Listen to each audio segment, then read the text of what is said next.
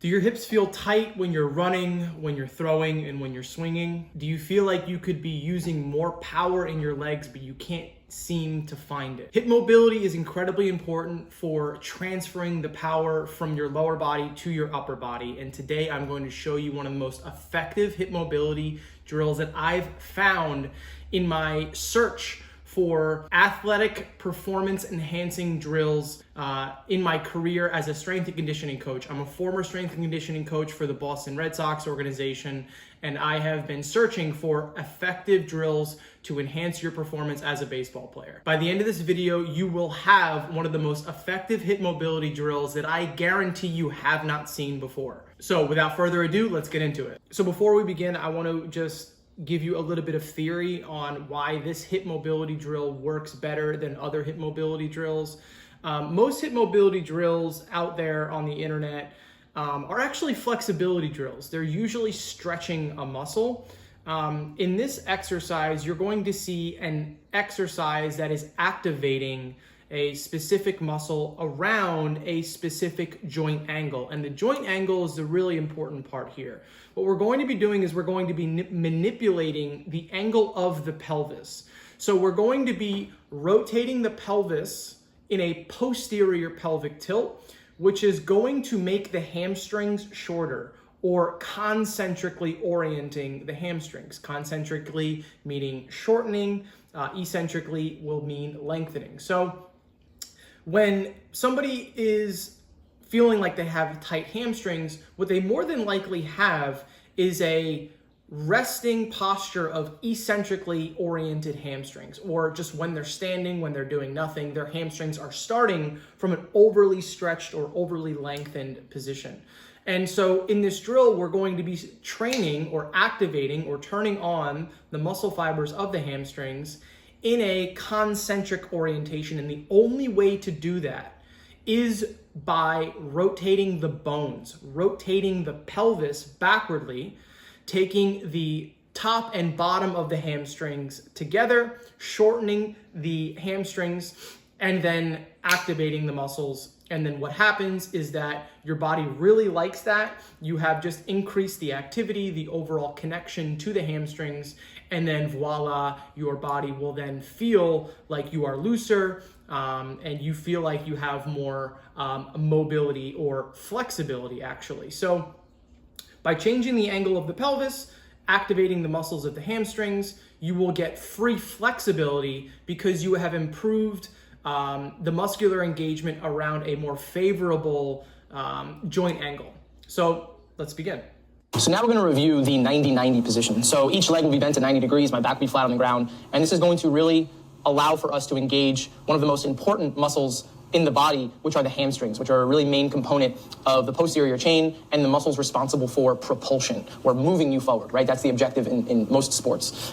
So in baseball, you're trying to either rotate forward or run forward. So the hamstrings are going to be the primary objective of our single leg stance, hip shifting mechanics, right? How do we drive more engagement and get more out of the hamstrings? Well, we have to position the joint that the hamstrings are attached to better. And that's what we're doing with the exhale, with the pelvis tucking, with the lateralization, with the hip shifting. This really gives the hamstrings a great opportunity to load and then propel you forward, right? So like a rubber band, we need to be able to stretch them and then be able to contract them. So that's really all hip shifting mechanics are allowing us to do, is just really giving us a good opportunity to almost, get the catapult back, and then propel you forward, right? That's what moving forward is about. You have to move laterally backwards in order to move forward and then to the other side. So this 90-90 is going to be a really good isolated position and something that we want you to master before we get into standing hip shifting dynamics. So we're going to require a bench that's about knee height, and you could put something soft on top, and we're just going to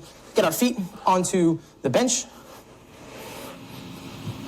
And we want to make sure that our hips are directly underneath our knees. So we're going to get our knees to be over our hips, so we have this straight line and straight line, so a 90-degree angle, right? We're not too high, we're not too low. So all we really need to do here is focus on driving our knees up, which is going... Yeah, really important part here. You want to make sure that you align yourself properly in this really strict 90-degree angle. That's why the exercise is called a 90-90. So make sure you're setting up at a 90-degree angle, or else it could not have the best results. Allow for us to get our knees slightly higher than our ankles, lift our hips up about an inch off the ground, and what this knee drive does upwards is just automatically places my pelvis in this posterior pelvic tilt, right? So this is the forward tilt where my lower back is off of the ground. This is the backwards tilt, but I can just kind of get there, not by manually positioning my pelvis, but just by simply lifting my knees up. So it's going to put you in an awesome position to engage the hamstring. So automatically, that drive downward of the heels, that lifting upwards of the knees, lifts my hips up about an inch off the ground and starts to drive engagement out of these hamstrings. Now, what I want you to take notice of is how there's no engagement of the quads. So I want you to even like grab onto your hip flexors and your quads, shake them out, and really start to take tension out of them. Yeah, if I were you, I would really focus on shifting from an anterior and posterior pelvic tilt a couple times. Really train your body to recognize when you're in anterior and when you're in posterior. So practice that a few times before you move on to this next step. Really feel more of that hamstring and letting go of these quads. A lot of you do everything from your quads, and we need to get more out of these hamstrings. They're twice as big as the quads, ladies and gentlemen, so we need to use more of them and less of these weaker guys. These are compensation muscles, so I really want you to almost massage the tension out of them in this position. Good, so I feel a lot more of my hamstrings now. And at first, I just want you to find this two-legged position and just finding these hamstrings without the quads. That's step number one. Okay, so step number two is going to be the utilization of a foam roller. We're going to stick the foam roller in between the knees, which is going to allow us to add in the second muscle, or really the third, because the exhale brings you your abs, the lifting upwards of the knees drives the hamstrings. Now we're going to get the third muscle involved in this 90-90 position, which is going to be the inner thigh. So we can do this by driving into the foam roller, so lifting up, turning those quads off, right, shaking them out, and then driving contraction inward. Gives us my abs, hamstrings, and then inner thigh. These quads, hip flexors are super light, super soft. Awesome. So holding this position, perhaps taking a few breaths with a balloon.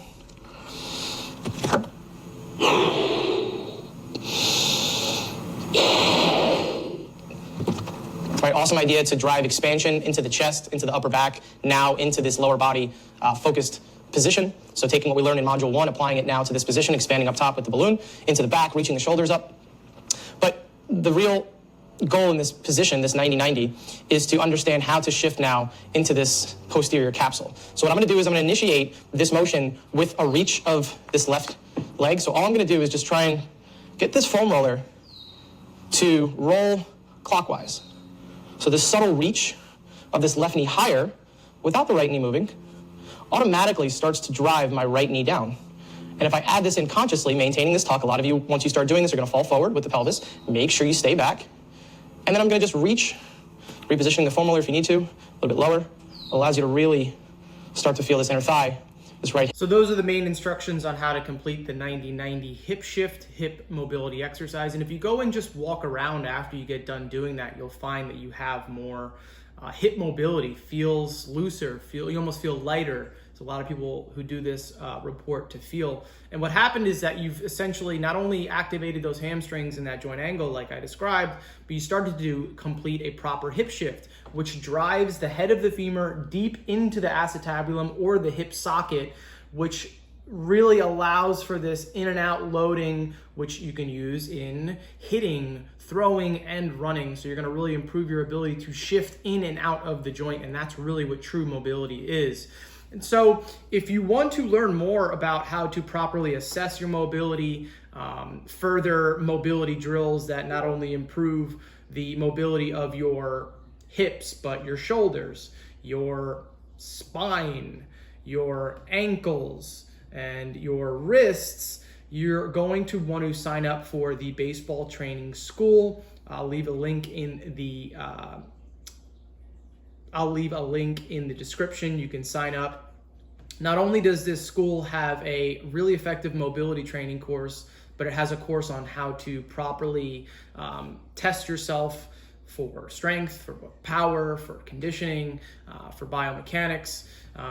There's a really good course for flexibility, for strength and power, endurance, nutrition, throwing biomechanics, hitting biomechanics, running. accuracy in fielding, mental skills, and recruitment strategies. And if you really feel like you struggle to do things on your own, we even have a one-on-one mentorship program that I'll also leave a link to sign up for, to book a call with me, to talk to me directly.